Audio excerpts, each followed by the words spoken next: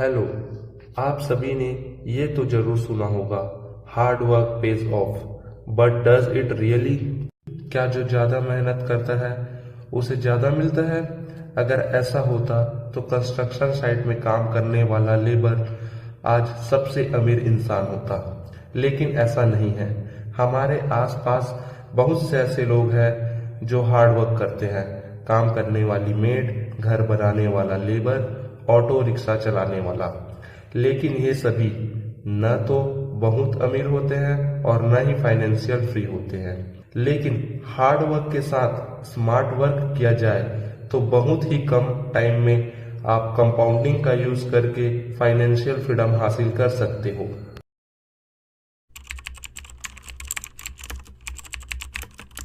Compounding को हम सभी ने कभी न कभी स्कूल में जरूर पढ़ा होगा, लेकिन हम कभी भी कंपाउंडिंग को समझ नहीं पाए।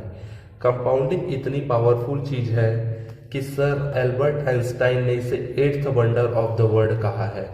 उन्होंने कहा है, जो इसे जानता है वह अर्न करता है और जो नहीं जानता वह पे करता है। आइए हम इसे एग्जाम्पल से समझते हैं। राम और श्याम दो दोस्त हैं।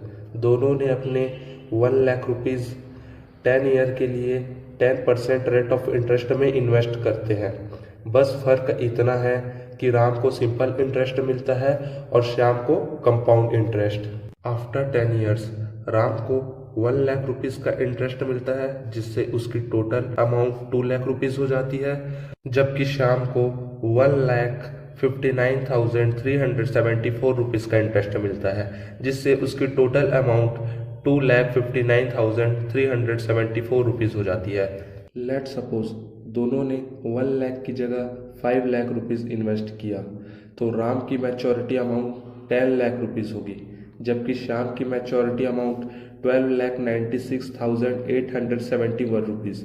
राम की मैच्योरिटी अमाउंट से 2,96,871 rupees extra.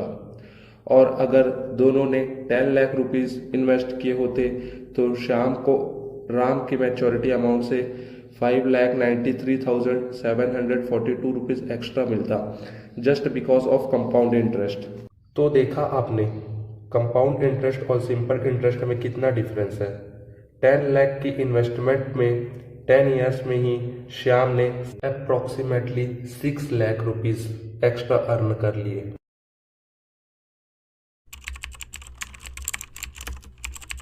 Concept of compounding को समझने के लिए हम एक एग्जांपल देखते हैं। एक मल्टीनेशनल कंपनी में प्यून की जॉब के लिए रोहन और राहुल ने अप्लाई किया और दोनों ही सेलेक्ट हुए।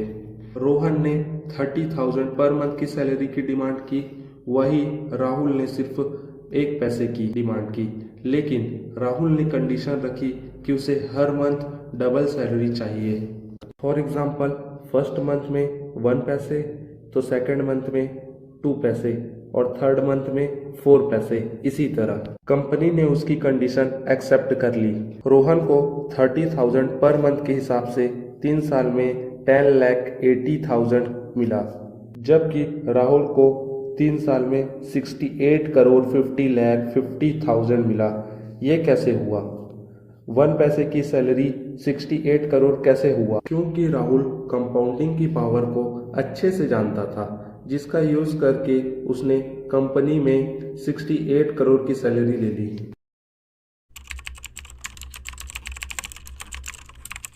किसी भी इन्वेस्टमेंट में कंपाउंडिंग का मैक्सिमम बेनिफिट के लिए 2 फैक्टर इंपॉर्टेंट होते हैं। First time and second rate of interest. Time, आप जितने ज़्यादा टाइम के लिए इन्वेस्ट करोगे आपका इन्वेस्टमेंट उतना ज़्यादा ग्रो होगा और मैच्योरिटी के टाइम आपको उतना ही अधिक प्रॉफिट होगा।